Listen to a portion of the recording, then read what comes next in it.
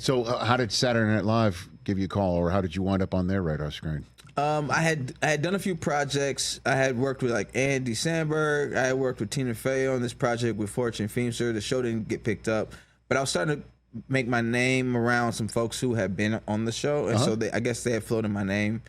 And then when I was on tour, I was just randomly on tour in between gigs in LA, and I got a call that they wanted me to come audition. And the time I got the call, the first call, I was with Jay Farrell in Louisiana doing a show with him. I was opening up for him. He had nothing to do with it, but it was just absolutely nothing to do with it. But it was like a cool thing to be like, yo, SNL just called. It's weird telling somebody their old job just called you.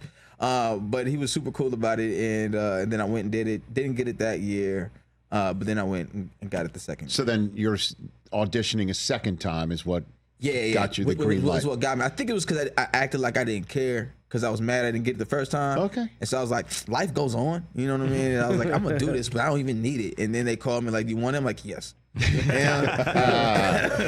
What was on your audition that you think crushed it? What was it? You know, they at the time I wasn't really big on doing impressions. Like I like doing original characters. So I had some characters that were already in my stand-up act that I was doing. But then, like, you know, I threw in some impressions. So it was like the second time I think I did a very meta impression of Obama doing an impression of Obama. It was some very meta, like, I don't think that's what got me the job. I think everything else I did there did. But I did Obama, and I did some crackhead that I knew. And then, by the way, I don't think that's ever been said in the same sentence. I think they said that in my audition. Yeah, I mean, I was just talking about that at the time. I was like, I'm gonna do everything that I'm doing on the road. I'm gonna just do a truncated version of that. And so, like, yeah, it was just, and then some other characters that I was doing at the time. Like, I just threw in that audition. Who hosted the first show you were on as a cast member? Just talked about this. It was Ryan Gosling and Jay-Z was musical guests. Wow. Yeah, so that blew my mind, bro. Beyonce was there. It was crazy, son. I was like, I love you, Beyonce.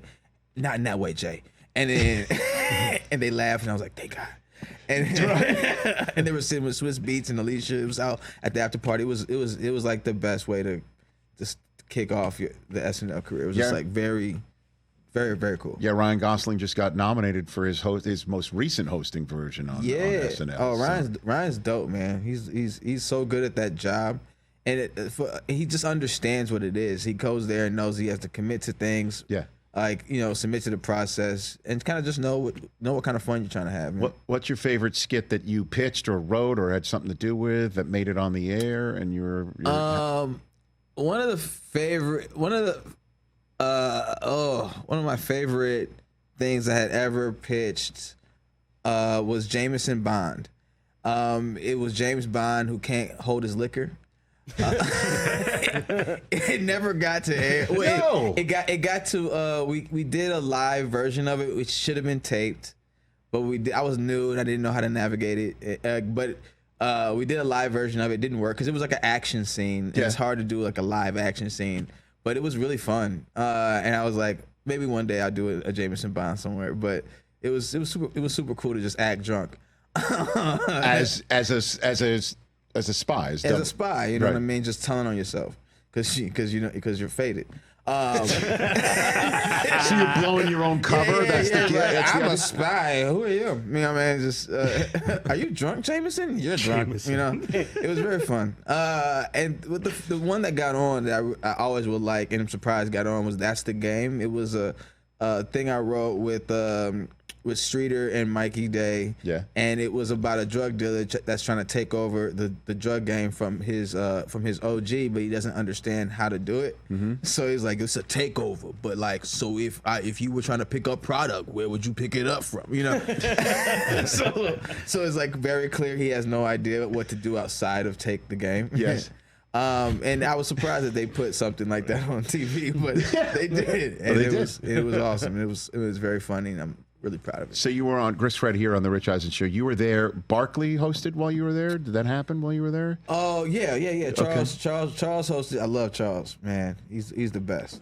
I did a commercial with him once. for FanDuel, and they were like, they were like, you. And I was supposed to play like a little voice on his shoulder. Everybody thought I was doing an impression of him, and it wasn't a good one. And so they got so mad. The people, they were like, he doesn't sound like him, and it was just a very fun experience. I don't know why I just shared that story. I'm trying to pick up where you're going with that one. Middle of the way through, I'm like, what are you talking, Chris? You know what? This is so comfortable. I just like, let me just tell Rich stuff. I like when you tell stuff. That's fine. That was a very useless story. Watch Resurrected Rats. JJ Watt, I think, hosted while you were there too. Yes, I love JJ.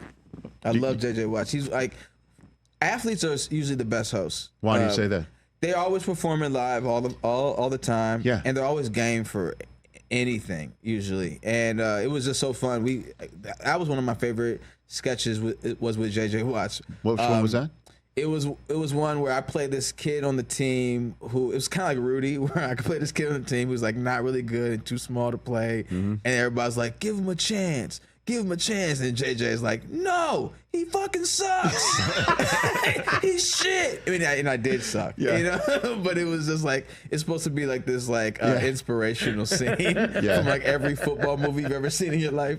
But it's like a guy who actually shouldn't be playing. So if it's Rudy, right, in real life, and they're like, we're not putting you on the field. We're not no, this is the championship. Are you stupid?